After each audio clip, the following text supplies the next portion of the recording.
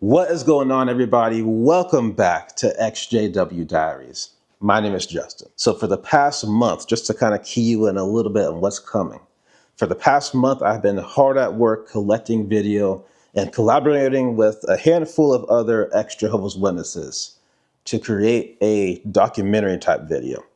Now, this is a video that's going to be much higher production than my usual content. It's a very big project. I haven't done anything like this before, but the way it's turning out is just phenomenal.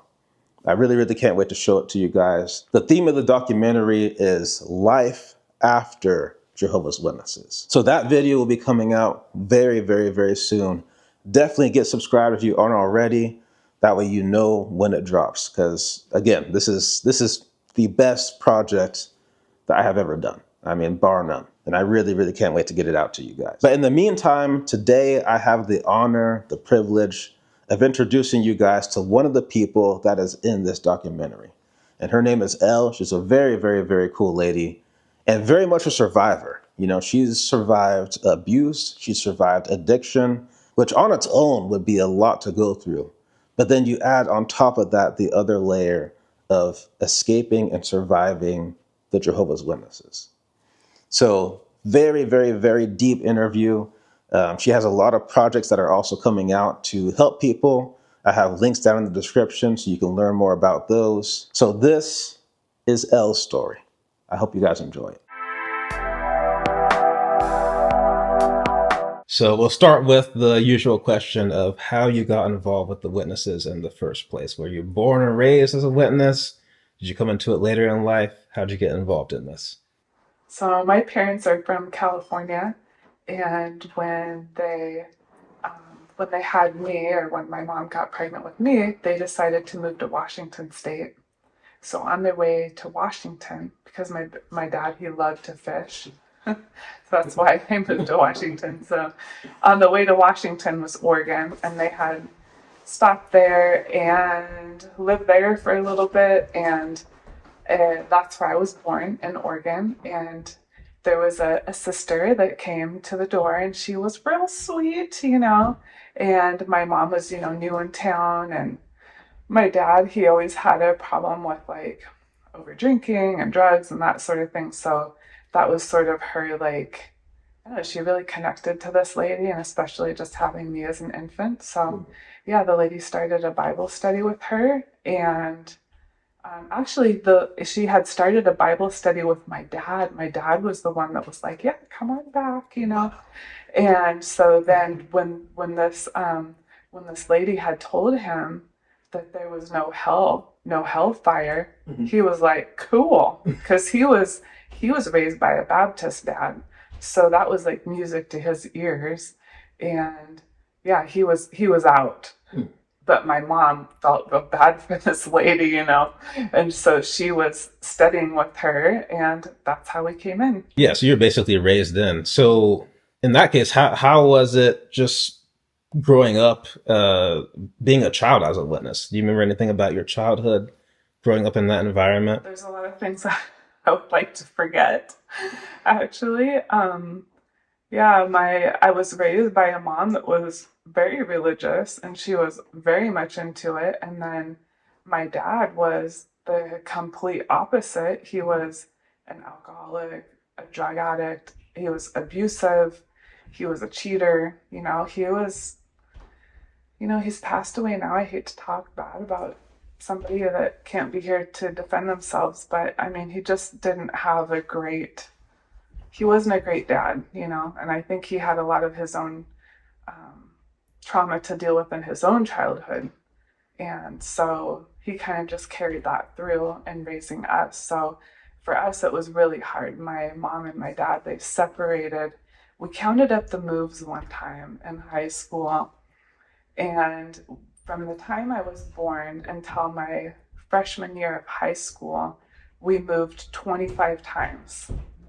So 25, I mean, it sounds kind of, but it's a very even 25 times that we moved. So it was like, sometimes we'd move from Washington, to leave my dad, he would be he was very abusive. So it's almost that we really had to flee for our own lives. But then, he'd call my mom, and eventually, she always went back to that scripture of give your husband his due. Mm-hmm. For some reason, that was part of the reason that she would go back to him. So we'd move back to Washington. And then sometimes, we would move to, I remember one time we were just fleeing for our own safety, and we ended up at a motel in Oregon, and we ended up staying there for a whole year, just like hiding out. Mm-hmm. There was other times where, my grandma couldn't take us in when my mom left my dad at her house. So we just lived in the barn for the summer, and then there was another time where we left and we moved to my mom's cabin, my mom's best friend's cabin out in the woods. And this was the kind of cabin that had like a wood stove. Like that's how you cook your food with like, you put the logs in it, and then there was like lanterns, and you gotta go outside and pump the well, it was like my childhood was, I was always the new girl. I always felt very weird and different because we were real poor. And so that made me feel awkward. And then I was a witness on top of it. So it was, for me, my childhood it wasn't that fun. I didn't really get to have a childhood. I was the oldest. And so I was responsible for a lot. Yeah, that definitely sounds like a very tough upbringing. I mean, having to live in a barn, moving 25 times. Yeah, you don't have that stability that children often need. So can you talk about your teenage years then? Actually, before we get to that, can we just talk about like elementary school, just before teenage years, of how it was being a witness, going to school, dealing with just being different? Oh yeah, being different. My goodness. Oh, I was always so different. I always felt like I wanted to sort of blend into the background. I didn't want anybody to really notice me. Like I always was like hoping the teacher wouldn't say, and this is our new student, and like, oh. But I think it really was character building because I was used to always being new, and feeling like I didn't fit in, and I was just sort of the weird girl, and I just never wanted to make a scene. So I always followed the rules. Like I really loved rules. Now, not so much, but back then I feel like probably I loved the rules so much because it gave me like comfort and structure. Like this is the way it's supposed to go. And I was one of those kids that like, I really wanted to please. I think this is a really common trait with a lot of Jehovah's Witnesses and ex-Jehovah's Witnesses. Like we really are such people pleasers because that is, it's just validating, and yeah, I was sort of like the teacher's pet. I didn't mean to be, but yeah, it was very awkward, very awkward. I did not have a good time being a kid. Yeah, being a kid as a witness is already tough because you can't really be a normal child. All that playtime is reserved for going on service, yeah. And you're losing so much of that. So now let's go into your teenage years, which is often a very tough time for many witnesses, just because you have all the hormones and stuff and all the suppression. So can you go into your experience being a teenager as a witness? So I'll go back to when I was 10. And when we were 10 is when my mom decided that our dad really was probably going to kill us in the middle of the night. He had threatened to kill her and all of us kids. And so she got smart, real smart this time. And she snuck out and she fled to Texas.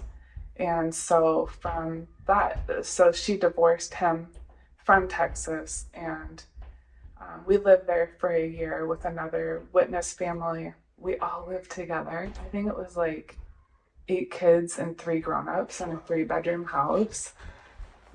I do have good memories of that because it was like constant chaos, like so many kids. Oh my gosh. But that was my mom's best best friend, Jehovah's Witness, and I even still refer to her, this woman, as my second mom, even though she shuns me. Like, that's okay, she's still my mom, you know.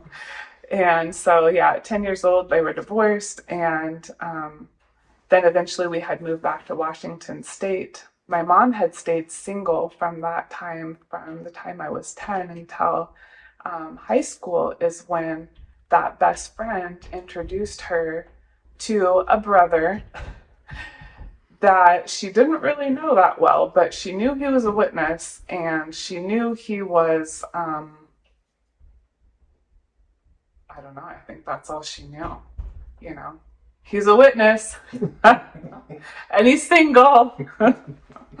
Okay, deal, right? So my mom, I think she was very repressed, and yeah, she was on that like quick.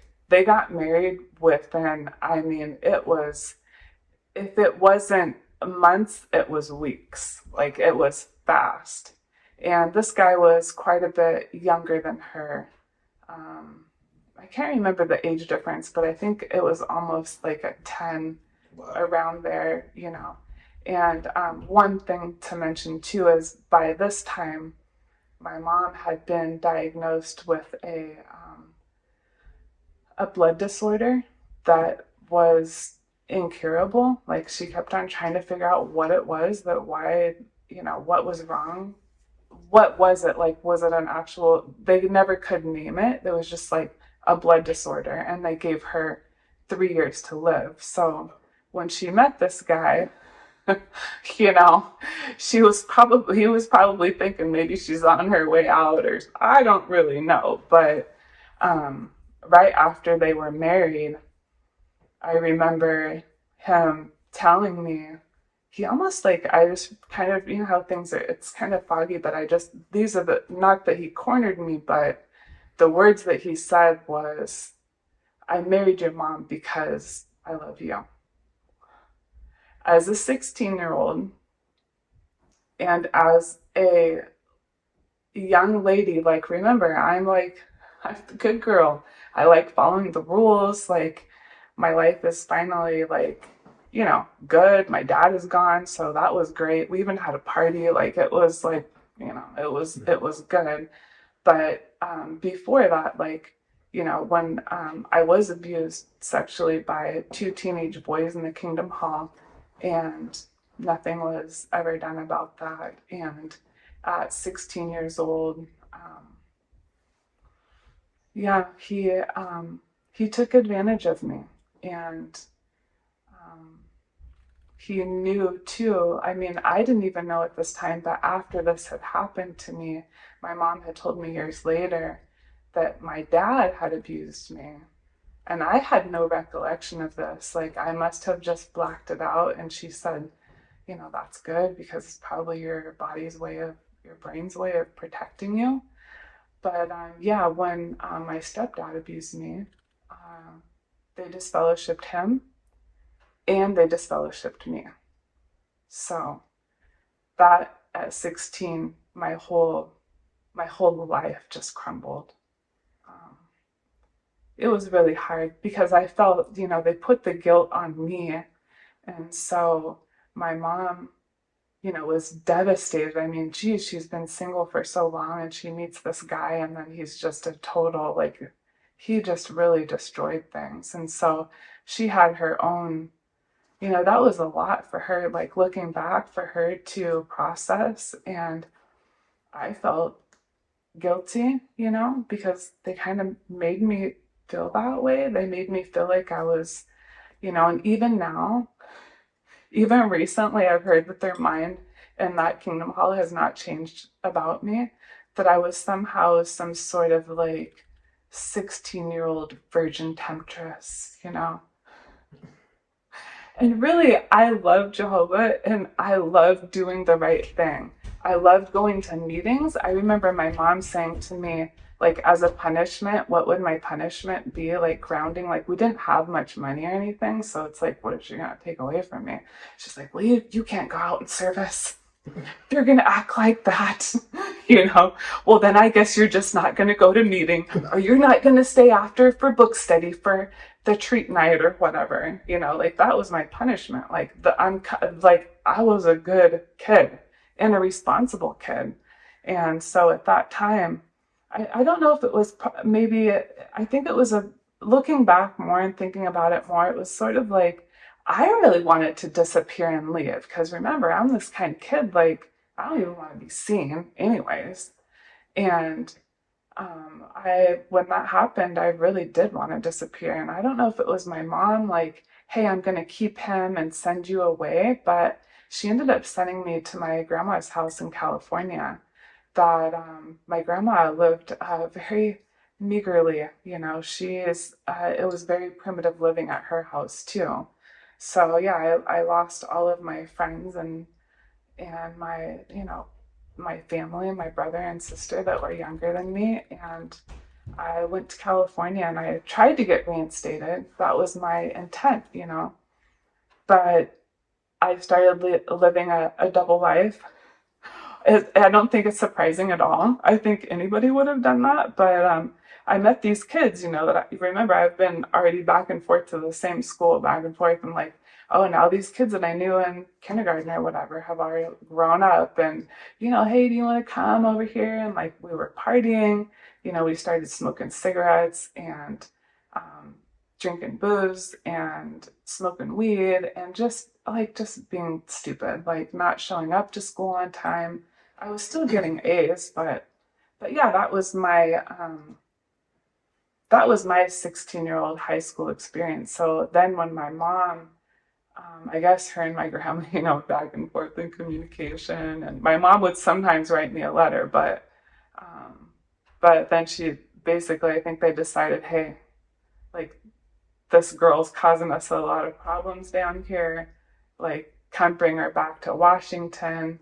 And by this time, my mom she was in a career. She had gotten off welfare and had a great job. And that is actually when she married that guy. She did have a great job. She became a civil engineer. And so she was working on the 405 S curves in Seattle. If you know about that, it was a big project back in the day. And she was a project manager. So she brought me back to Washington, to Seattle, but she brought me to, I don't know if Seattle people are watching. Do you know Skyway, Bryn Mawr, Rainier Beach?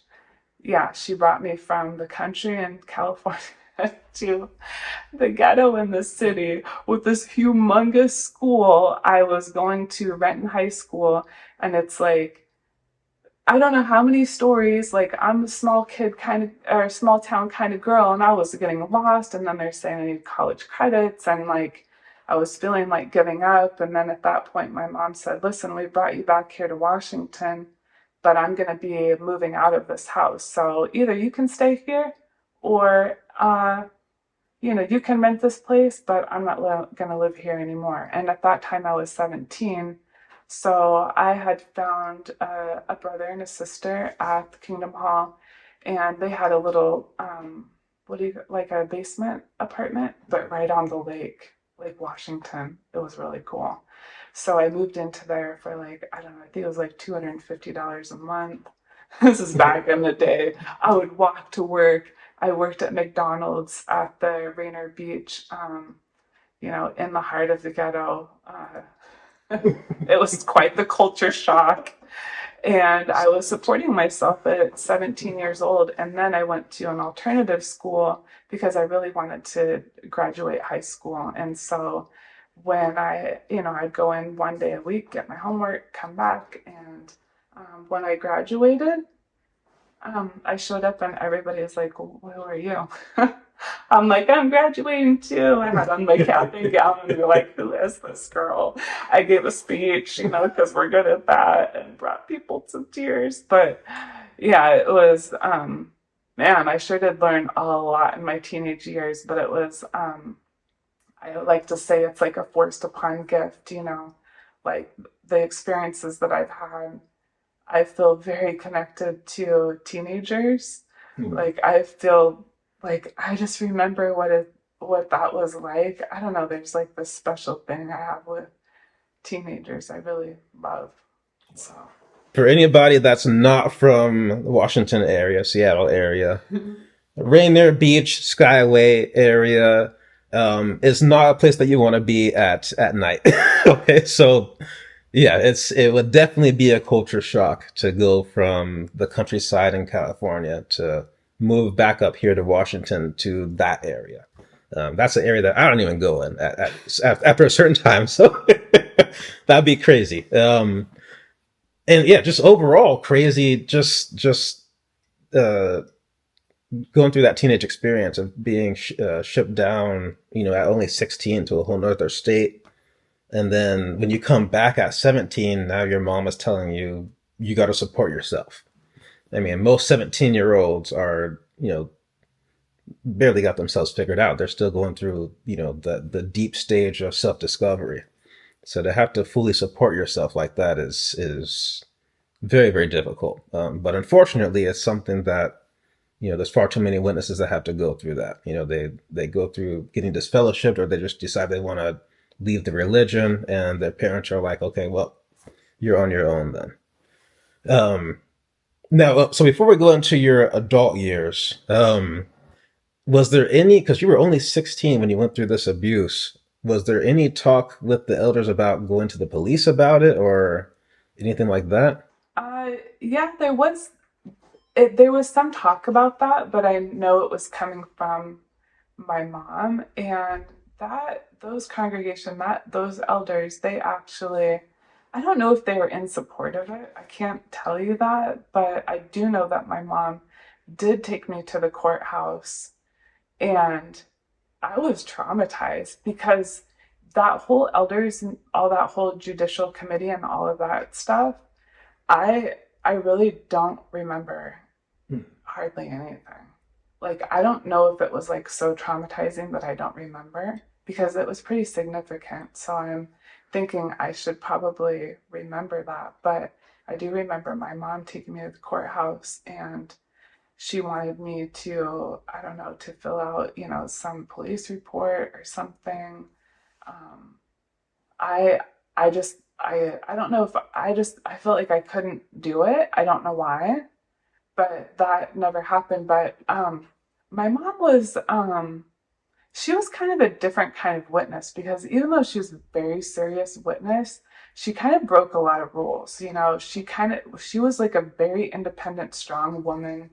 She really she was a hard worker. I mean, we're all hard workers, but she had sort of this like extra I don't know what you would say, like she was just extra strong. I think it's because she was, she kind of had to be, but she did take me there, and I didn't say anything.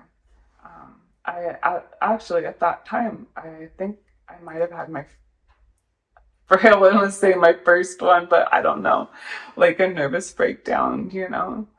And I just remember like some other witnesses coming to my house, and that we were all close. So I grew up at one point in Washington.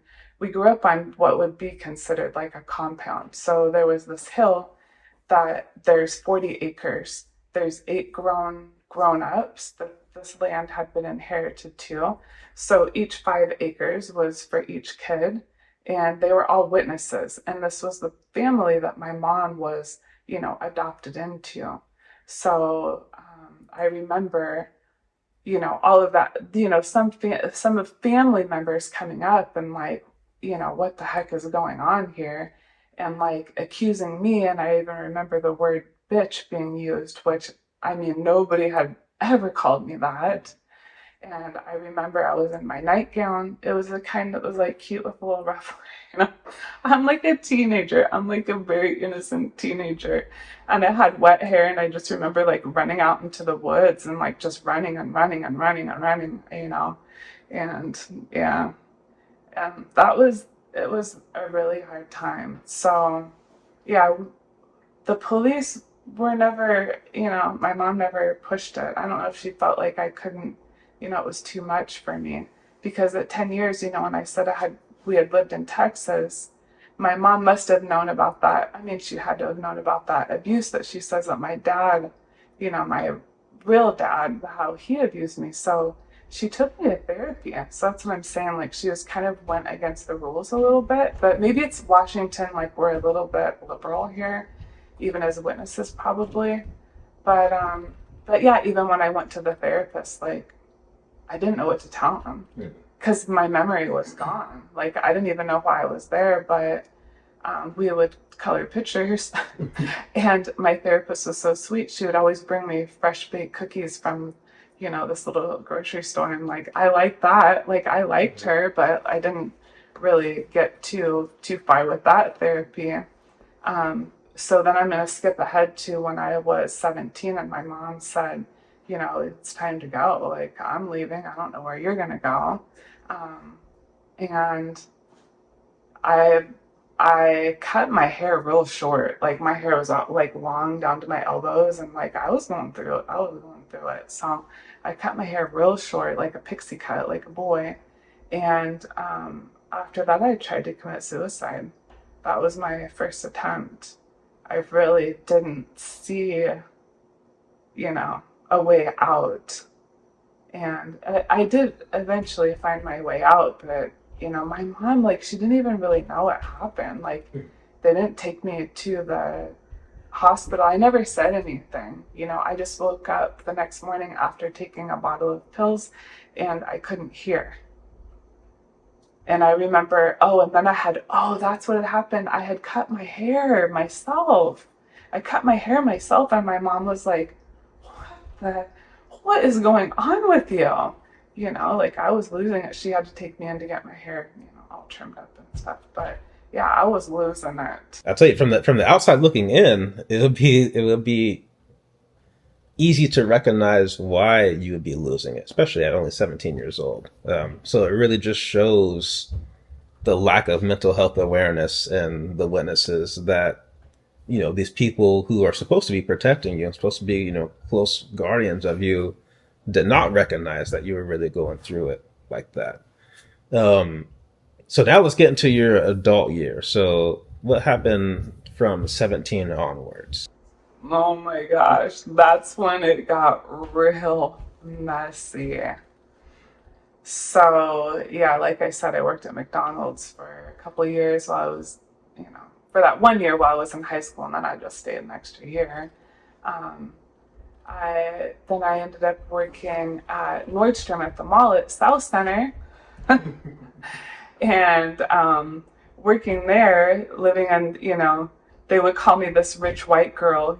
All the people that I would work with, oh, this rich white girl. I'm like, what are you talking about? Like, I'm literally walking to work. I can pay $1.10 to take the bus, or I can have pancakes at McDonald's for breakfast. That was like, oh, are you gonna walk or have pancakes? But after that, with my job at Nordstrom, I worked in the cafe, and I would just spend all my money on clothes. Like, there was no food. I remember one time my mom had come over and I had like a bag of rice and some frozen green beans. It was like my closet was full, and there was no food, but it was fine, and that's sort of like, I really had to, I think from being raised so poor, I just wanted like all of those things, and I worked at the mall, so that got me into a little trouble.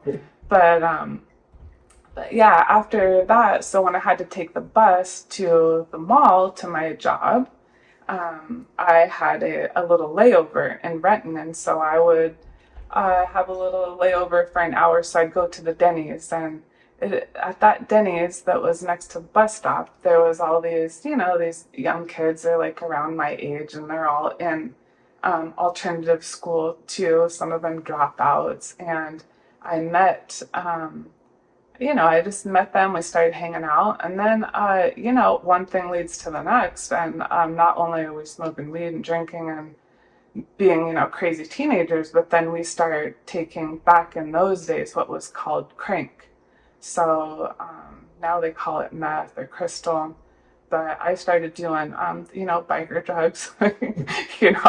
That's what happened. I started hanging out with these guys, and I ended up moving I think it was right around that time I had gotten a really nice apartment because I had to leave the witnesses. I had to leave the witnesses' house because I felt really bad. Like I was not. I felt bad for them. You know what I mean? I knew it was time for me to go. Like I knew that I couldn't keep being there. I started smoking cigarettes again, and like, oh, they were gonna find out. So I had to leave. And so yeah, I got this really cool apartment. I mean, back in that day, that was 1994. My apartment was $750. I had a nice apartment. And so all these kids that I met from this Denny's, like, oh yeah, they liked hanging out with me. So we would, we'd just do a lot of drugs, and that's how I met my first husband. Yeah, we were high, so that's how I explain what happened there. We ended up having two kids together, and he and I were still friends. We were just, it's like we were definitely not meant for each other. Um, we went through our own struggle with addiction. And just, I remember, my mom hadn't talked to me for a while, and I remember her coming to my beautiful apartment that had turned into it was there was a few other people I had like, oh sure, you can come live here, and like, they're dealing drugs out of my apartment. So I remember just being so hooked on that stuff that like I was like so skinny. And I remember my mom must have known it was bad because she came to my door, and I remember her like grabbing me. She's like, you're gonna kill yourself. Like, what is going on? This has to stop. And I'm like, it's almost like an FU. Like, what are you gonna do? You know? Like, maybe I did want to kind of kill myself slowly, So that's how that went. The way I was actually able to get sober from doing meth was with a it was a I had moved. I think I had moved at that time. I had totally moved, and then like it wasn't available. I had to quit. It's a lot of back and forth. Like the back and forth thing continued pretty much my whole life. But yeah, I did get sober, and then I went back to it later. And then the reason I really got sober off of the meth was because there was a custody case, and my ex-husband was trying to take the kids from me. And even though I had sobered up, like as soon as he was like, I'm gonna take them from you, I'm like, not my kids, because I love being a mom. I really do. Like even through my addiction, like my kids were like everything to me. And so I remember the judge saying to me, because my ex-husband was like, she's using. And I'm like, I'm not, like I'm sober. And he's like, oh, how'd you get sober? And I said, I just quit. Like it was like, I don't know if anybody's been through like this sort of like addiction, like it's usually something that you would go to you check yourself in to a inpatient. But no, I just quit cold turkey. And so yeah, it was a battle of the custody for a while. I ended up, I had full custody of my kids this whole time, my two oldest ones. And that's what I did. I kind of ended up moving around and being a waitress, and I was supporting myself as a single mom for a long time, staying sober. Like I would still drink on the weekends, like when they would go with their dad, like it was party time. And then it was a lot of like toxic relationships and just going out and being stupid. I was only 20 something, I never really got to be like, go figure all that stuff out. So I did it while I was raising kids. And then in 2000 and probably one, I moved to Eastern Washington. By that time, my mom had moved to Eastern Washington. She said it was nice and warm. She was still sick. She was still alive, And I knew that she probably didn't have that much time to live. At this time, I was living in Olympia and going to college. I wanted to be a fashion designer. So my mom taught me how to sew. Like we sewed a lot of our own clothes, and so that was always like a thing for me. Looking at Vogue magazines, spending my $5 a month of allowance on Vogue. Like I just had like this dream, you know. I even dreamed of Bethel, but I dreamed of Bethel like I would get to go to New York. And so, yeah, fashion design school. And then I had a relationship with this boyfriend that was not working out. And she had said, like, come over, bring the kids to Yakima. I'm like, oh my gosh, I don't think I can do that. She's like, listen, they've got a Target and they have a Starbucks. I think you can do this. And so we moved to Yakima for 4 years, and I'm so happy that we did because, you know, I told my mom, like, I want to go back to meetings, you know. And so yeah, I took my kids to meetings for a while. And it, you know, that was kind of the thing. Like, whenever I would move, you know, sometimes I would go to meetings for a while. I don't know. Like, I was still trying, I was a little bit back and forth, but not like fully committed. In between, I had gotten just, you know, that disfellowshipped and reinstated that one time, and then disfellowshipped another time for smoking, and then reinstated later. You know, it's always been a lot of the back and forth. But yeah, I spent 4 years with my mom in Yakima before she passed away in 2007. So she did pass away. She needed a liver transplant, and in order to get a liver transplant that is bloodless, because you're gonna have a blood transfusion, God forbid. So she knew that she would have to go to UCLA. So she moved back to my grandma's house and was waiting for this liver transplant, waiting for a donor. But you got to be sick enough to qualify, but you can't be too sick because then you won't qualify. So basically, time ran out, and she passed away because of her choice of having that bloodless surgery. Yeah, another case where a life is lost that could have been prevented, you know, if they just had the choice to choose what medical procedures that they want for themselves. Jeez. Okay, so let's go back once more here before we get into just you fully coming back into the witnesses.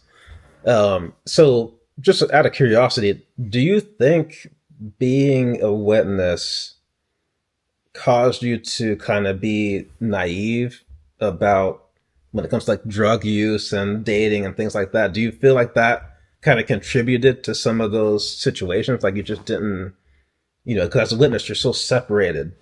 You don't have the awareness of some of that stuff. And they're telling you that it's either this or that, you know?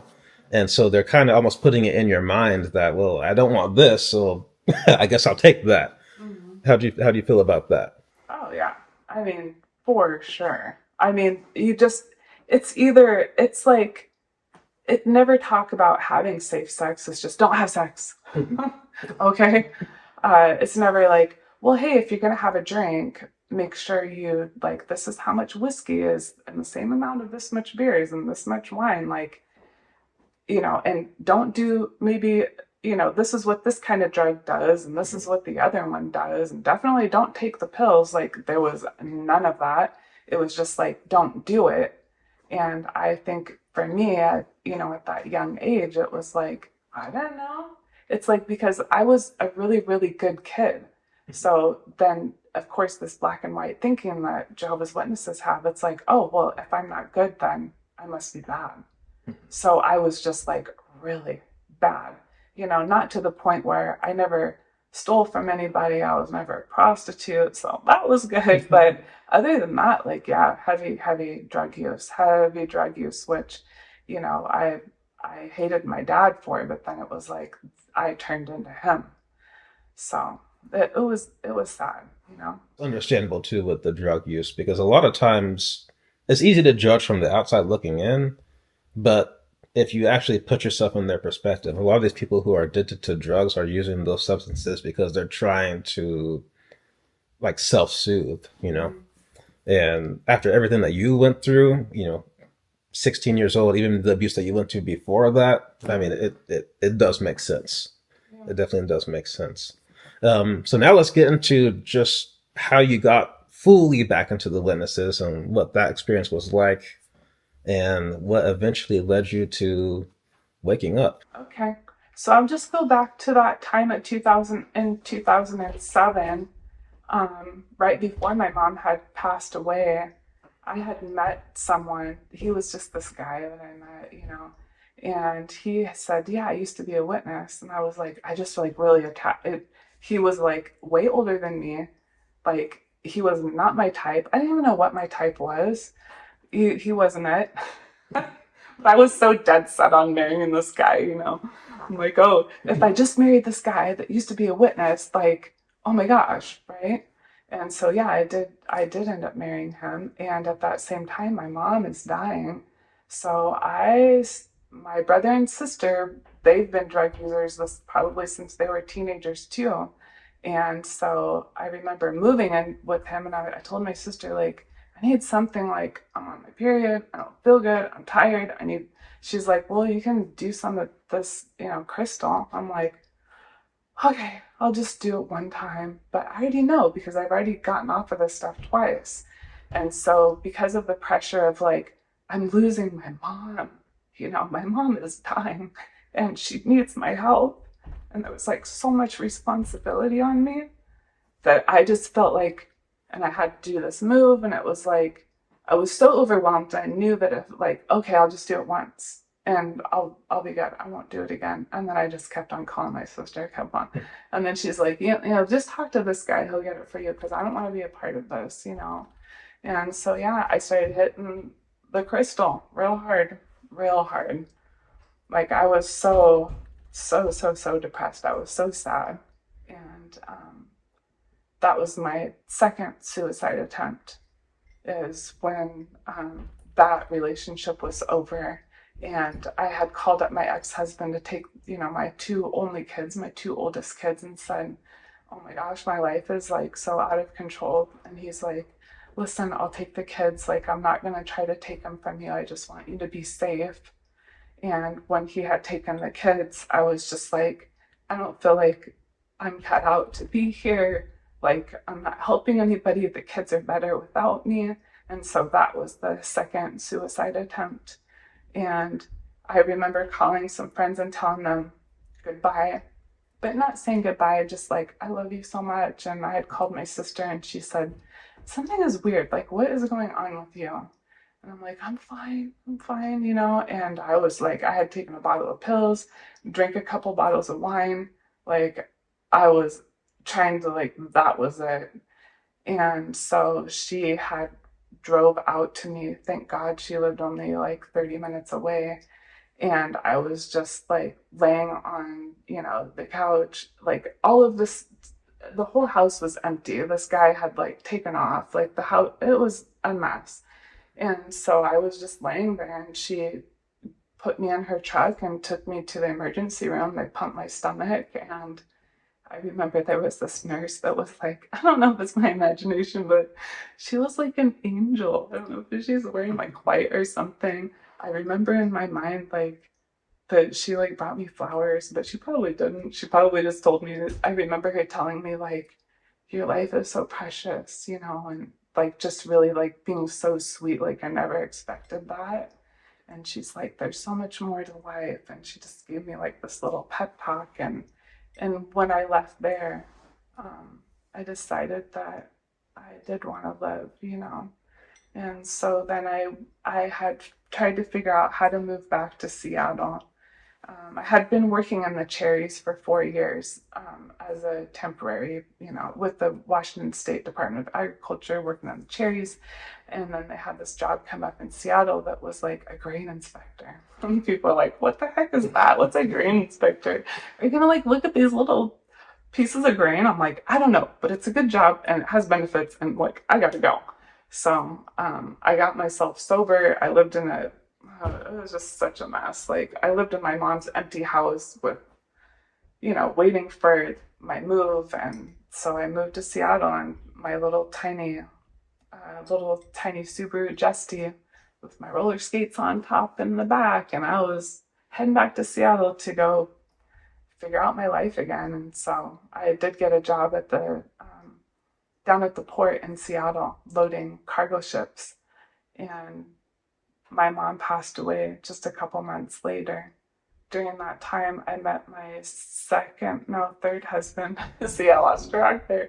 I lost track. I met my third husband, and and he was Jewish, and we had a great life, and it was a pretty sober life for probably 10 years. And I said, c'est la vie to the JWs, because my mom was now passed away, and there was no real reason for me to go back to it. One thing that definitely jumps out just with that attempt situation is the difference between how that nurse treated you versus how the witnesses treat that situation. I mean, I've heard cases as sick as it is. I've heard cases where someone, takes an attempt on their life and they get disfellowshipped for it.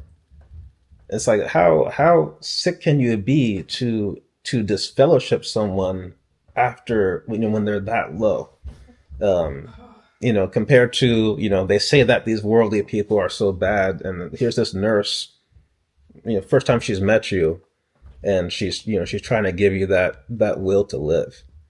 It just shows that the love comes sometimes from where you don't expect it to. So now you say you've written off the witnesses. So were you permanently out at that point? Were you permanently awake, or what happened from there? No. Oh no. Okay. I was not. I was gone, but I was not awake. Okay. I was not awoken yet. So I just spent that 10 years with my third husband, and he was a great guy, and we celebrated Jewish holidays, which I thought was kind of cool. And they all came from Torah, and we'd read his family was like, semi-religious. Like, we didn't really go to synagogue too much, but we would do all the holidays and the Shabbat and all that good stuff. And I just thought it was pretty cool, like, oh wow, we're like doing the things that it's in the Bible. Like, this is so cool. So I thought, like, I'm good. I did miss, that friend of my mom's, that she was like a second mom to me. I did miss her. And I would still talk to her, because at that time I was just faded, I just sort of faded away. And so they they wanted to be close to me. And anyways, so after that, we had my husband and I, we had a daughter, and she was born in 2009. And then, in 2014, we moved to Tacoma, and he worked on the waterfront too. I met him at work, and we just saw that, like, there's so much more work in Tacoma than Seattle. Like, it's a lot cheaper to dock a ship in Tacoma. So there's more industry here. So we're like, we're gonna go there because the jobs are good, the prices are lower. Like, let's go there. We're gonna save up our money. We're gonna get a house there, But we got here, and like 4 months after that, he lost both of his jobs at one time due to his immigration status. And so, he was a longshoreman, and he was also a state worker. He would do both. And so, he was devastated. And that really sent him down the rabbit hole of his own, back into his own addiction. That's how we sort of had this trauma bond, like, oh, you were addicted to drugs, me too, but now we're good, And so then, in 2014, it just, it started with a little bit more drinking. And anyway, when he lost his jobs, I said, don't worry, I'll go back to work for the state. With the shipping, I'll go wait tables, I'll clean houses. So I did all those things. And while I was away, there was a lot of drinking. My brother called me one day. He's like, I'm down at the bus stop here. I need your help. I'm hooked on heroin. I need help. And so I went and picked him up, and having my brother there getting off heroin and everything that entails, and with my husband not working and me working 3 jobs, it was destined for failure, let me tell you. And so at that time, there was two witness ladies that had been calling on my husband.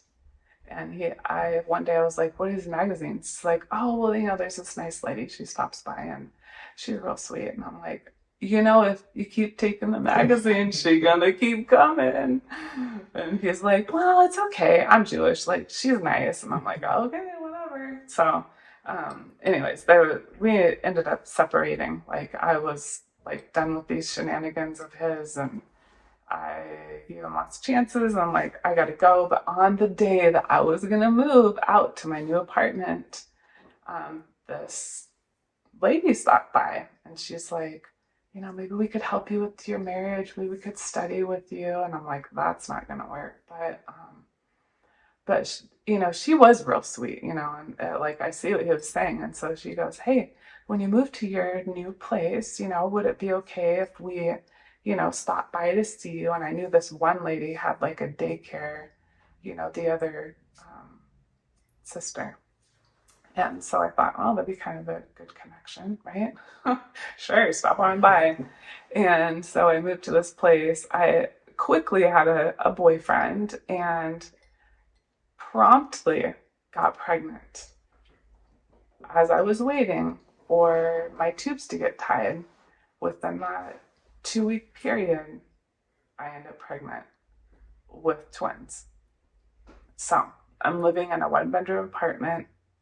I have a little yellow Fiat.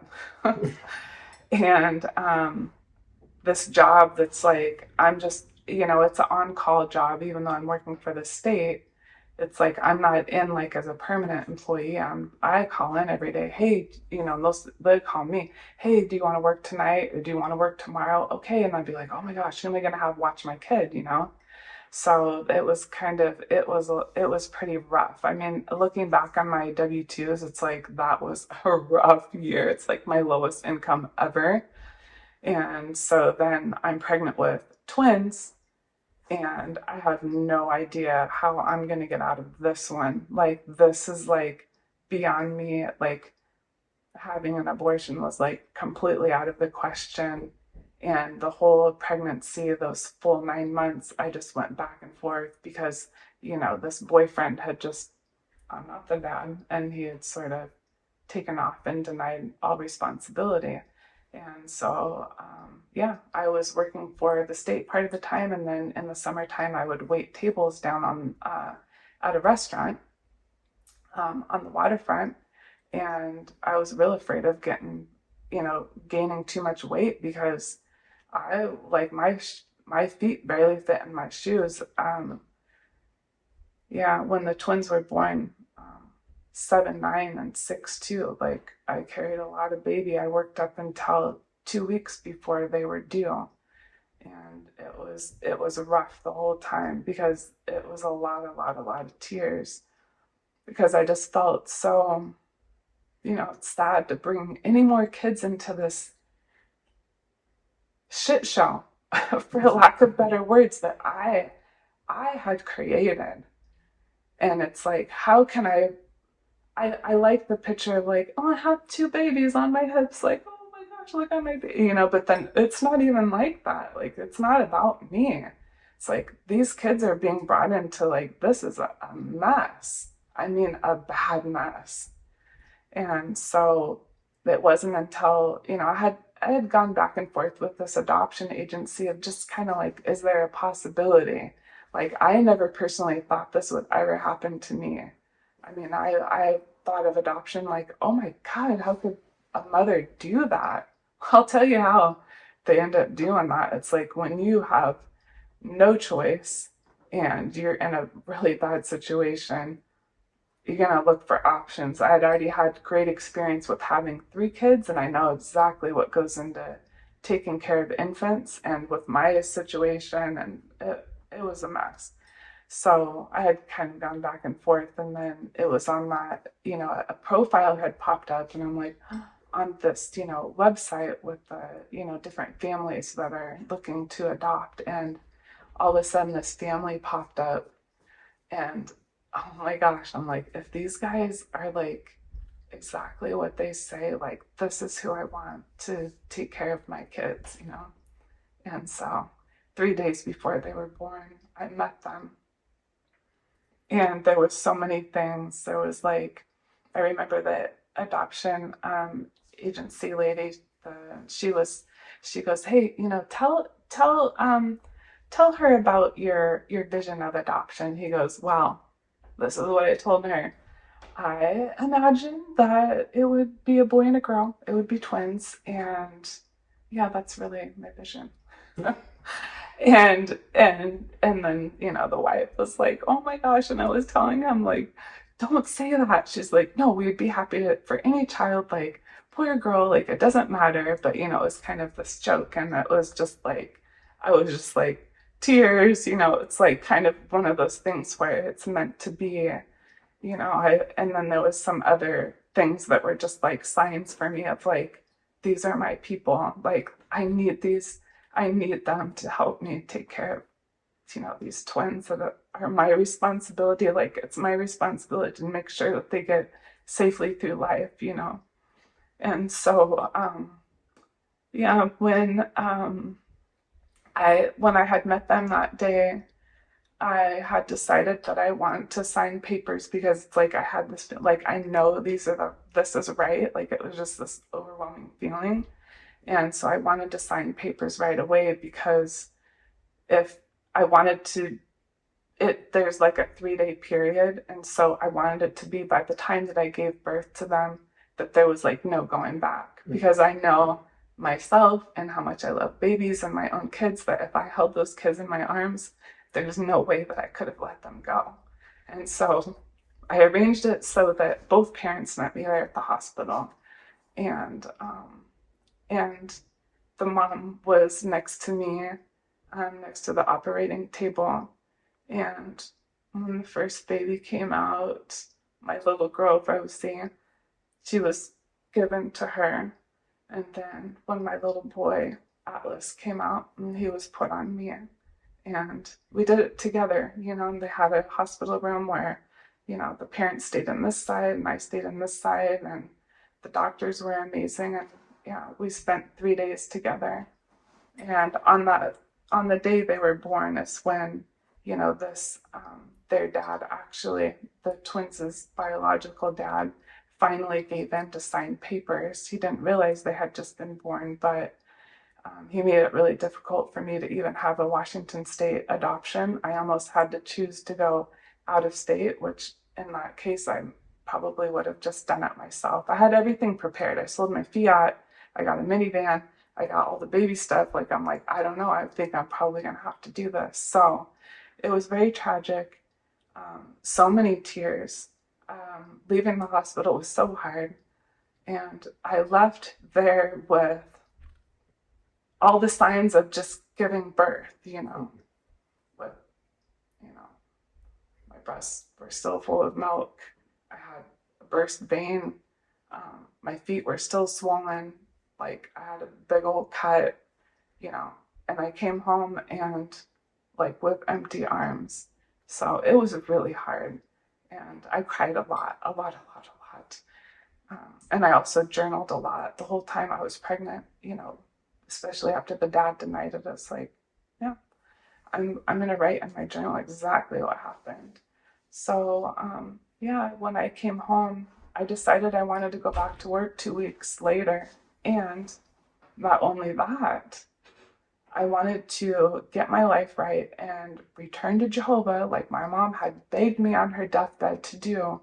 And I'm like, there's a reason why my life is such a mess. It's because I never followed Jehovah's rules. I need to get back to meetings. And so I started going back. Yeah, nobody knew I had just given birth, but I snapped back into back down in like 2 weeks. And oh, here I am. I just have this one kid now, and my daughter. And so yeah, I thought, man, I need help real bad. And so it was when I started going back to the meetings, because of being gone for so long and being gone, back and forth for a while and then being gone for so long. It's like, I looked at it like people there, they really did welcome me in, and they, oh, well, of course they did, right? Oh, love, we love you, and but I think they are somewhat genuine. I know they kind of have to, like, they're trained to do that, but I did feel like they did care about me, as long as I'm following the rules and everything. But yeah, I I went back to the meetings with my daughter that was like, "What are you doing?" She was probably like 7 or 8 at that time, I think. Probably 7, yeah. And yeah, she is. I had raised her to be a very kind of free spirited and outspoken. I mean, it's just in her nature, but I always wanted her to be like a girl that could speak up for herself. So that did present a few problems at the Kingdom Hall. The answers, maybe not so good. The wiggling and it just like I let her just kind of like what, she's a kid. Like I was just very much like I had already been hurt so many times by the witnesses and their stupid rules. And I'm like, I'm not doing this to my kids. So I would kind of let her be a little bit, I don't know, she probably is a little bit naughty and outspoken, but she wasn't. Like, she's not gonna cuss anybody out or anything like that. But she's just like, well, that doesn't seem right. And I would be thinking it too. That's not right. And I'm thinking, that's messed up. Oh, and why is this pedophile in our congregation? Wait a second. And then I had this babysitter. Like I had gotten adopted into a family, and in this area, and I remember the one time, and they had been watching my daughter, and this one day she's like, "Oh yeah, we're having Sunday dinner, and like so and so is gonna be here." I'm like, "Oh my God, like what?" She's like, "Well, yeah, And I said, what time is he gonna be there?" And she's like, "Listen, calm down. We're all gonna be here." And I'm like, I was just like, "Oh my God, like I can't do this."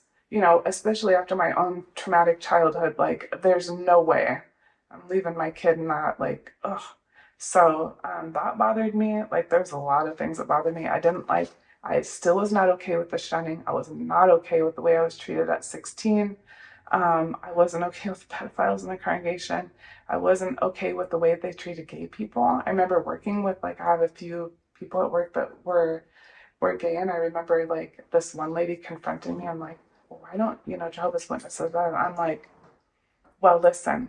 I tried, and it was like I was so embarrassed actually, but I had to be kind of confident. I'm like, "Listen, it's not the act of homosexuality, or it's the act of homosexuality. It's not so much like that you are." And like me explaining that, like, yeah, right. Like I don't even believe that, but then I'm telling her, and she was even still nice to me after that. I was like, "Oh my gosh, I would have hated me after that."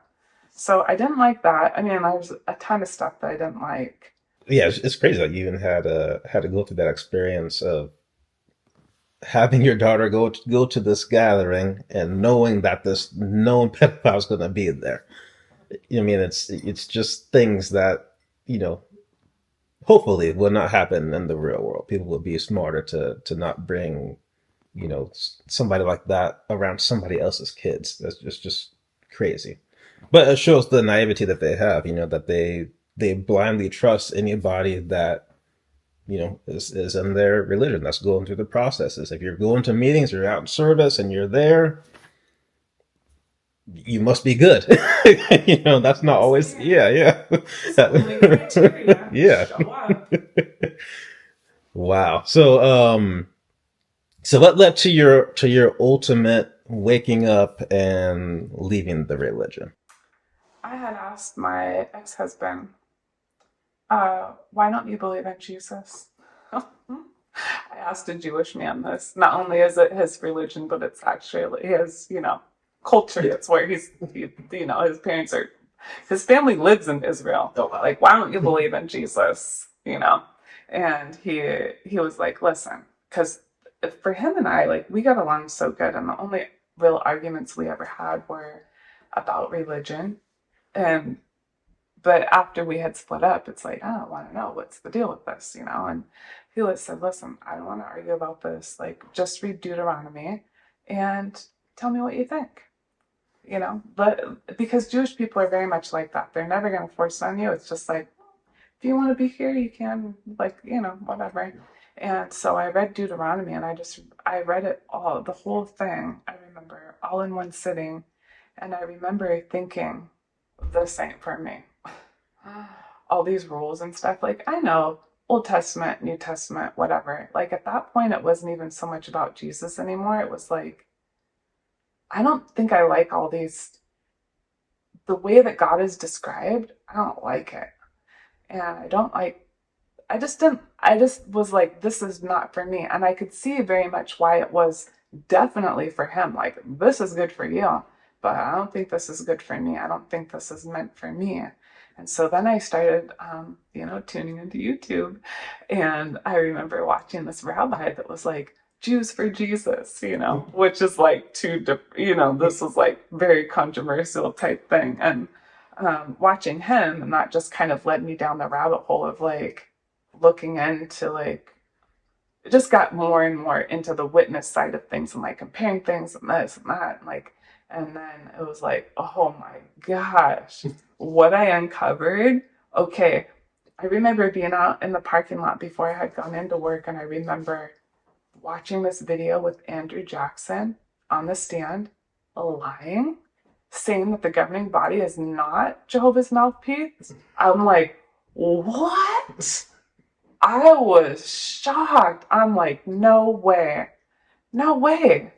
Like, that was everything. I mean, the whole thing was just blowing up. I'm like, oh, great. And then it was like, okay, what's next? What's next? And then I just like, digging into all of this stuff. And it's like, man, there was so much wrong with it. But I had already spent 26 years living in the world and believing that I was just destroying my life. I was single-handedly messing everything up. And I think it was then when I woke up in 2019, it's like, of course that happened to me. Of course my life was messed up. It kind of couldn't have gone any other way.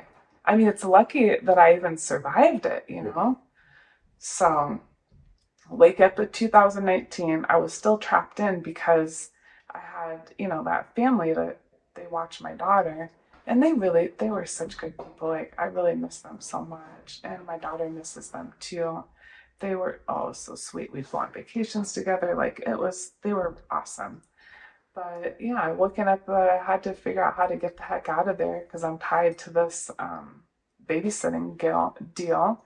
And so it was one day I had just, I think all ex-witnesses can relate to this day, that you're like, forget this. This was COVID, so it was very easy to disappear. I closed that laptop. I was done.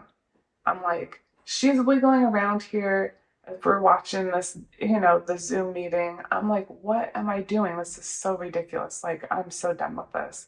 I just had to figure out a way for her to get babysat. So I found a neighbor that we did a babysitting trade, and then it was like, oh, game on. Like, I'm like, let's go. I'm so done. So yeah, I stayed in, I think it was like 9 months after I had woken up. I think there's definitely a lot of us that can relate to coming to that point where it's just like you're just done. You just just finished with it. Especially when you get to that point of waking up and you realize everything that's been hidden from you, and there's just no point after that. So where did things go from there? Can you talk about your recovery and things that you're doing now? Give some hope to people that are currently waking up, currently, just beginning to question things. Yeah, wow. What has happened since 2020? Okay, if COVID wasn't enough, right? If that wasn't enough for everyone, oh wow, what a crazy time that was. Um, I had been in that 9 months, like, I've always kind of been into reading spiritual books, so it's kind of like, can you imagine like me at 17 years old, like reading Deepak Chopra? And then like also smoking meth. That was sort of like what my life was like. So I had always been really into like self-help and like sort of like a spiritual kind of like, I wanted to figure that stuff out, you know.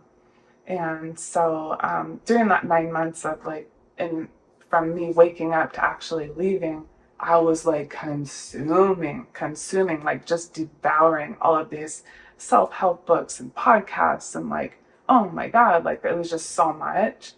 And so yeah, then after I had really officially left, I really wanted to find my person.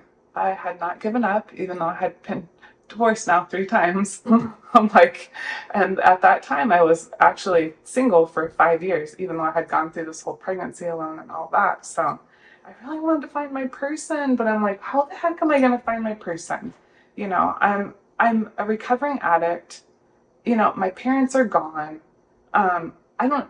My siblings are addicts. Like, you know, the babies were adopted.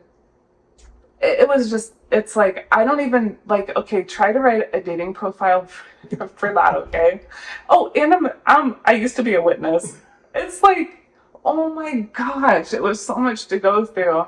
Like, me writing that dating profile was like, it was very tricky. Like, I don't know what to say, but I just knew, like, I had to build up that hope that, like, I was worth it. And I remember hearing that, like, you need to write down, like, 25 or 30 things that you love about yourself, because you know you can't bring that person in if like you can't love yourself first. And that was really hard for me to learn how to do.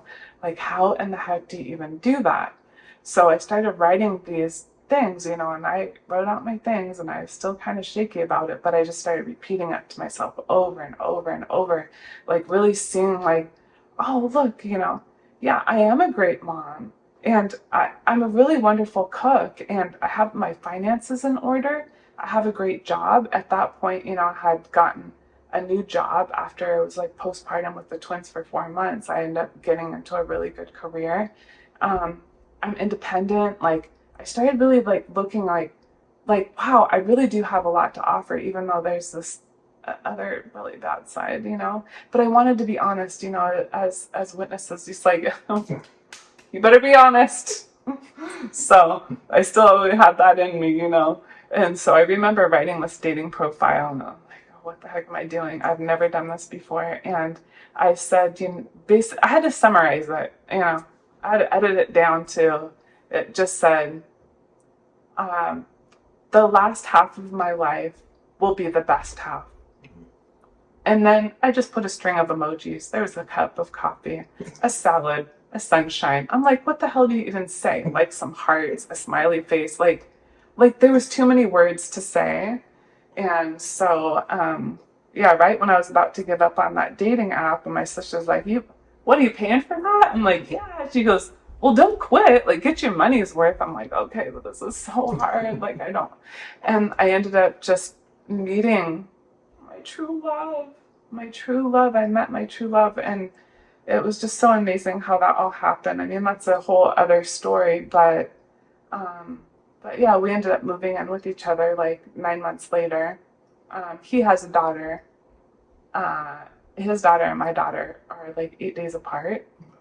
And so, anyways, there was just a lot of like coincidence and just very interesting stuff. And like, he had, yeah, so I moved in with him, and then it was a year and a half later, um, I had moved out. So I had started listening, you know, I'm still on the podcast train. And I stumbled upon this podcast one day, and I had seen it before, but I was like, you know, the cover looked a little weird, so I never listened to it.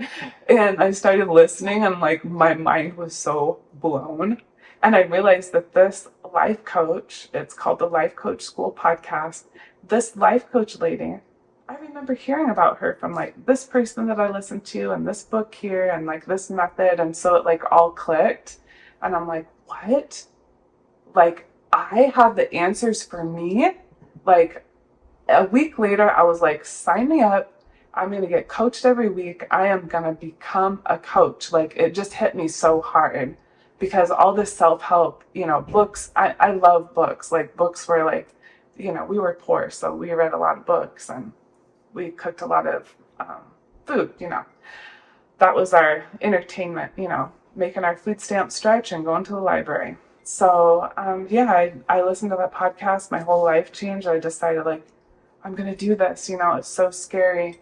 And I was just all in it because when I do something, I say I'm going to do something, like, I'm going to do it. And so, I got certified, and it's only coming up on my 1 year anniversary. So June 26th of 2024 will be my 1 year anniversary of being certified as a coach. The amount of growth that I've had, um, it's like it kind of blows my mind.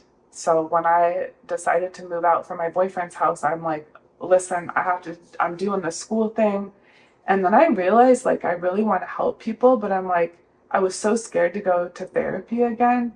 And I wanted to find a therapist that I didn't have to, like, be, like, re-traumatized. And so I told him, like, I love you so much, but I really need my own space. I had the luxury of having enough money to just, like, I'm going to be independent. And he's like, you can stay here. I'm not going to charge you. I'm like, listen, it's not about the money. Like, I know I'm about to destroy our relationship because I know myself, okay, because I've been through a couple. And I said, I got to go. I got to move out and, like, do my own healing. And so that's what I did. I put my butt back in therapy, one-on-one therapy, group therapy, and doing life coach school and getting coaching. It was intense. Okay, so that's the fast track, is just like tons and tons and tons of, like, all this, and just podcasts. Like, I was in it, and I'm like, I was so determined, like, I have to heal myself. I met this amazing partner. I don't want to lose him. Like, I know that this religion is just total BS. Like, I really have to figure this out for myself. And so that's what I did. I ended up moving back into the same apartment. I left it, and then my neighbors are like, "Oh, she's back." So I'm moving back into the same place and doing this healing work. And really, I in order to get certified, I needed to have, like, a person to practice on, and so I had reconnected with a person from my childhood, um, and from a Facebook group. And at this point, I'm like, I don't want anything to do with this ex Jehovah's Witness, Jehovah anything. Like, I don't want to hear it. And so I was kind of, like, in there kind of to support her. And then she saw one of my Facebook posts one day that said, hey, I'm in training to be a life coach. And, like, if you want to set up a free call with me, blah, blah, blah. And she's like, oh my gosh, you're coaching too? And I'm like, yeah. She's like, me too.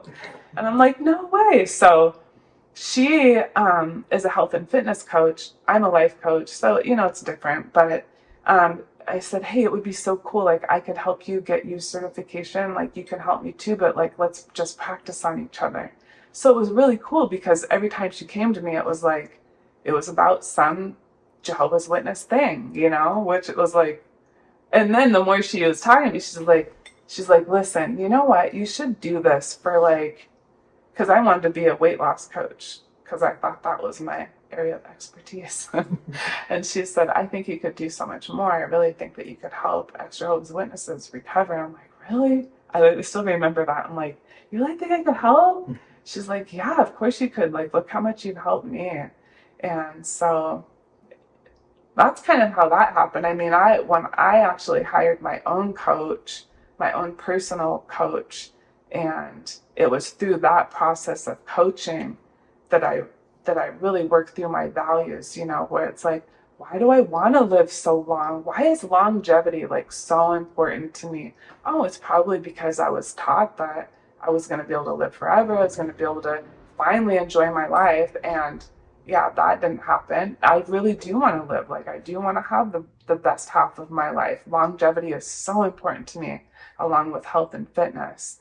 So that's one thing. And then it's like, what about the love and the vulnerability? I started to go through these, like, my coach really worked me through, like, I knew it was deeper than weight loss, and it was deeper than longevity. It was like something deeper, and, like, she pulled it out of me, and, like, I'm the one who came up with it. And she's like, well, do you think that you would want to coach ex Jehovah's Witnesses? And I'm like, yeah, I do. And it was just like, because I had been so far removed from it, that it was like, oh, I'm going to go there. I'm going to go there, But it was like me doing that. It just took my healing to like, it was just like, you know, it just really took off. And so then my friend, I had told her, I said, I really want to start a Facebook group. And she's like, well, I already have this one. There's only like 16 of us because we're just like old pallies from, some different friends from the area, ex-JWs from the area. And she said, why don't you just take over this group? I'm like, really? That'd be so cool. She's like, yeah, just do that. And so I took over that group, and I think it's so special. She's the one who named it, and I kept the name. I just want to heal and move on. And that's exactly what we're doing. Like, we just want to get on with it. Can we just get on with it and feel good about our lives? So I have that group, and yeah, now I just coach ex-Jehovah's Witnesses exclusively. I do have a couple of family members that I coach, but it's all witnesses, or ex-witnesses, sorry. And yeah, I send out my little newsletter every week, and yeah, I have a lot of exciting things in the works. I know that learning self-love was very, very, very impactful for you. And that's something that I try to stress too with people I'm working with, but also on a lot of my videos, just the importance of self-love. So can you talk a little bit about that and then talk about what you got coming up? I just have to like just give myself a hug, because this topic is it's such a hot topic, because it's just very confusing when you're taught the joy acronym: Jehovah, others, yourself. If you're always the last one, it's really hard to put yourself first. Like, wait, what? Like, how do you even do that? Like, what does that even look like? And so there's a lot that I have to say about this, but the thing that's made the biggest impact on me is just realizing it's not just loving myself right now. It's like, it's loving that past version of myself, the past version of me that was in the hospital, like almost dying. The past version of me that was like an addict. I even had to check myself into treatment for a time. Like, loving her, loving the addict, loving that person, that little girl, that innocent little girl that was abused and not protected. I had to love the past me. Then I had to love me right now. Then I have to also love the future version of me, because no matter what, we're always changing. Like, the changed identity is like, it's inevitable. We are going to be the future version of us, like right now. That 10 seconds is just gone, right? Like, it's always happening. So I have to love her. I have to show up for that future version of me and be like, you know what? Like, I'm gonna keep my promises to myself today. I am gonna eat healthy. I am gonna work out. I am gonna meditate. I'm gonna work on my self-development. I'm gonna help people. I'm gonna be a great mom. Like, there's all these things that I can do, these little things right now, that it's like they're just gonna compound over time, and then it just turns into like, oh, and then there she is.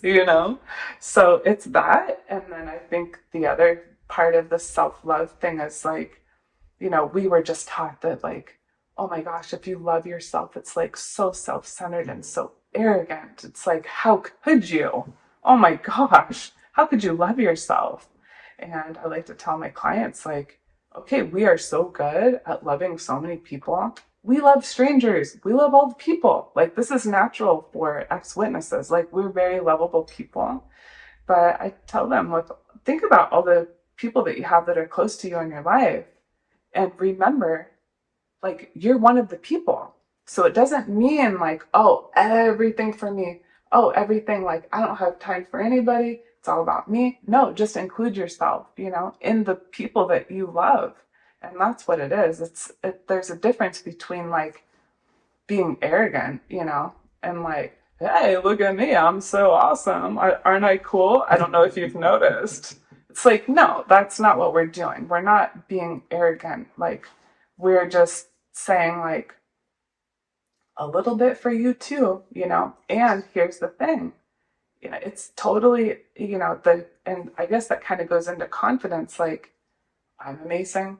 You're amazing. You're amazing. You're amazing. My amazingness does not take away from anybody else's amazingness. Like, it only makes us better. Like, when we become like the best versions of ourselves, it doesn't just affect us. Loving you does not just affect you, it affects everybody around you. Can you imagine?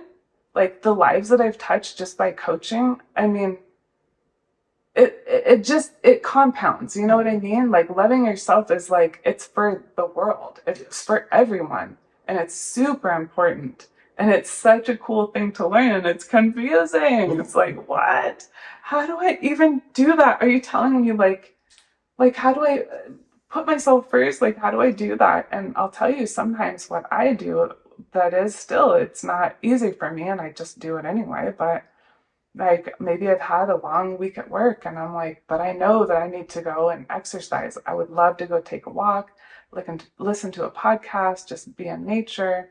And I know that I'm gonna have to tell my daughter, hey, I gotta go for a walk for an hour, I'll be back, you know, or, you know, whatever it is. I mean, that's one that I kind of struggle with. It's like, well, if I don't see her that much, how can I just leave for an hour? But I'll tell you what, when I come back from that walk, mama's feeling good. Mama's feeling like a better mama. Like, I can be more to the people around me. And that's what it's all about. You know, it's not selfish at all. Like, we have to fill ourselves up and stop expecting other people to come in and give us that love. Because when you're constantly waiting on somebody, let me tell you, you'll be waiting.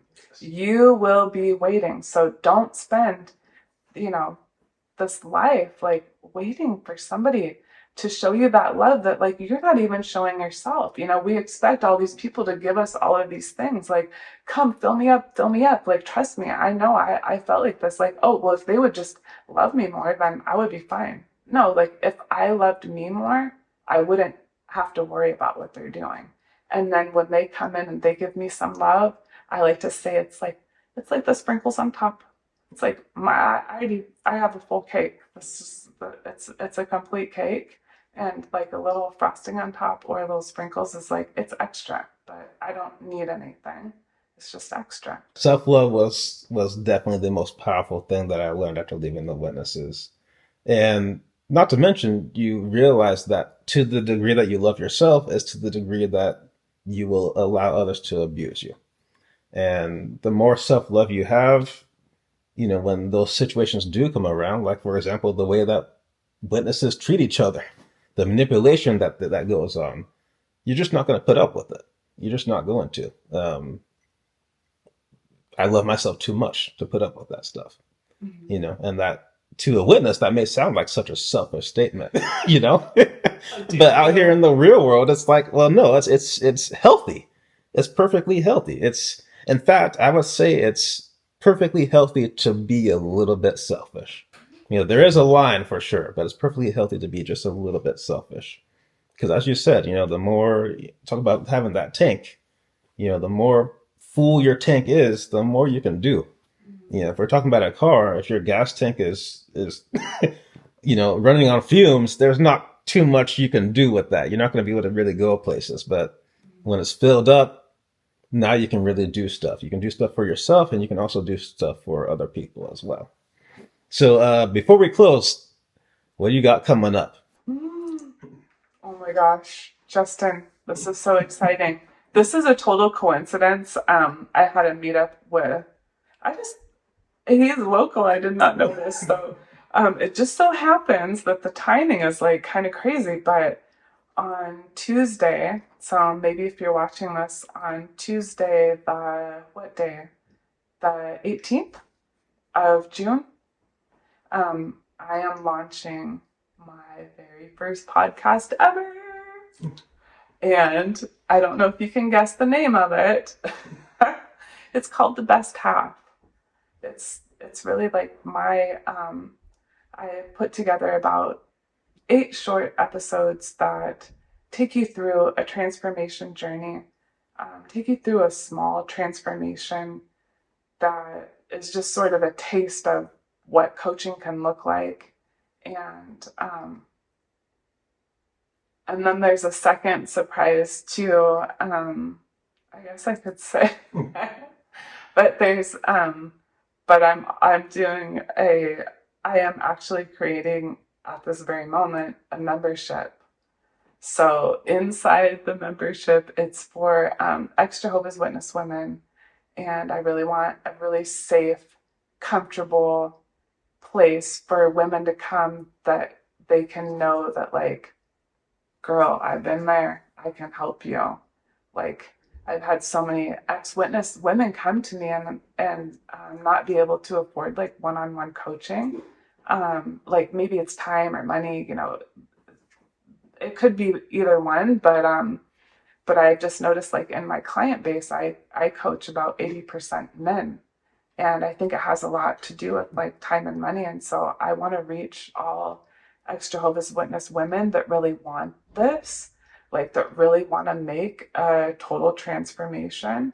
And that's the coaching that I do. Like it's all the things, right? And so it's kind of, to describe it, it would sound like, okay, imagine it's like a beautiful summer day and you're outside having lunch at a cafe. Like you have a little cafe table outside and like you have one glass of wine, that's enough. And you're eating your little bread and butter and you're having your favorite pasta dish. And you just push the plate away when you're done and you're still in your skinny jeans, okay? And your boyfriend calls and is like, "Hey, what are you doing?" I'm like, "Oh, I'm just having lunch at the cafe." "Oh, okay. Is anybody? Who are you with? Do you have any friends or whatever?" "No, no, no. It's just me. I'm just enjoying my time." He's like, "Okay, well, we'll see you later." Like I'm not worried about him cheating on me. He's like, "This is great that you're filling your cup." And here I am, like living my dream life, like literally watching the people go by with no judgment and really hoping, oh, I hope to God a Jehovah's Witness that I know walks by and sees me like really enjoying my life, like not a care in the world, just enjoying it. So like that is sort of, that's my picture of like what does a total transformation looks like? What does it look like? Like it's safe. There's no more judgment anymore. You feel comfortable. You feel confident. Like that's what I want for all of us women. I want it for all the people, but I just want to give the women a little equity. I want to give them a little boost, a little, hop in here. I can boost you up. But yeah, and I'm launching that on the 18th, and I have a founding members, special prize for this brand new membership that I'm creating, and there's just some really cool features. Like I'm gonna open it with a master class, and it's gonna be a good one. It's gonna be a hot topic, and that is still to be revealed. And then within it, I'm also gonna have I don't know if you're familiar with Voxer, but it's basically like a live broadcast. So people can write into me with their questions, either like with their name or anonymously, and then I will go through it as a broadcast, or like as basically a live podcast that I will be answering people's questions in real time. And then we're also going to be having one-on-one coaching calls a couple times a month. And oh my gosh, what else? It's going to be like so good. What else? I can't think of it. Oh my gosh, it's so much stuff. But yeah, that's what I got coming up. I'm very excited. You know, the podcasting thing is like something it's helped me in my own healing. And it's just so easy. Like I can listen to it on my commute. I can listen to it and pretend like I'm working at work. It's like, it's good. But I love the podcast. And sometimes, I do love to write. I have a newsletter. I love writing. In my group, I love writing. I have a blog on my website, ellerenocoaching.com, but I have a blog there. But it's like I have so much to say that it's like I think the podcast world is like, oh, it just kind of works for me. I like it. Yeah. So that's what's up.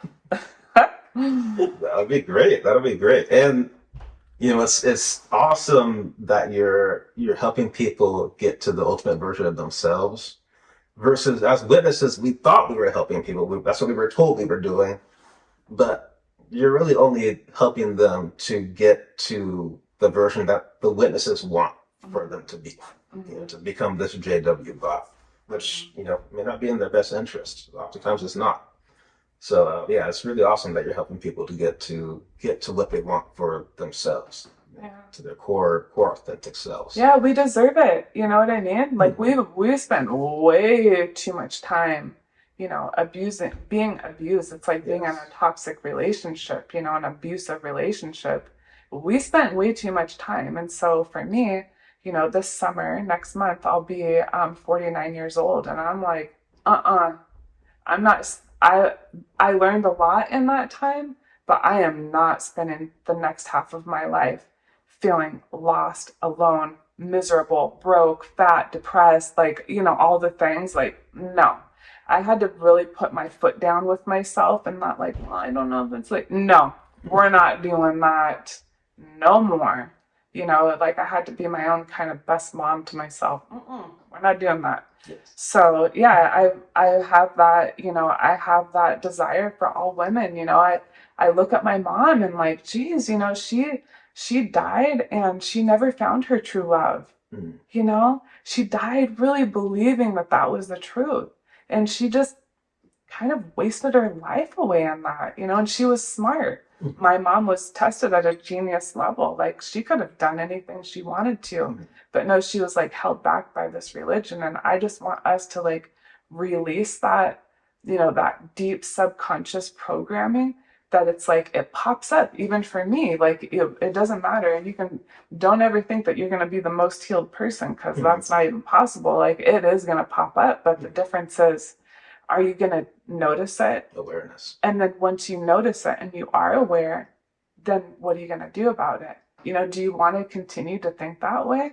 Do you want to continue letting the Jehovah's Witnesses like still control your life? I'm like, no more. Like no, we're not doing that. Wow. Well, thank you so much. Thank you so much for sharing your story. Thanks for coming on the channel. Thanks for opening up your home so we could do this interview here. Definitely looking forward to showing your parts on the documentary. You did such a great job on there. So happy to have you do this interview as well, so people can hear, your full story. And I'll definitely have links in the description so you can see the projects that are coming up, the podcast, the women's coaching. I think is very, very important, especially because in the witnesses, women were taught to feel less than. And there were so many just damaging teachings that they had, like the whole marriage dues thing. That's just so damaging.